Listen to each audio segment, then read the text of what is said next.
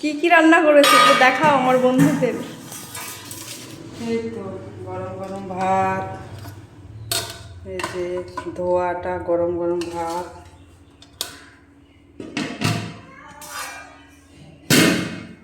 আর এই যে করলা ভাজা, এই যে গরম গরম করলা ভাজা,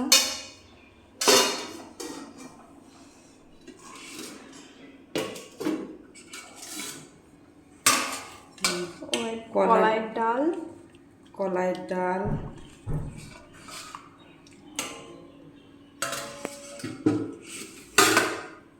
আর এই যে চিকেন, চিকেন হচ্ছে লাল লাল চিকেন, লাল লাল একদম, খুব সুন্দর হয়েছে রান্নাগুলো। লাল লাল গরম গরম চিকেন।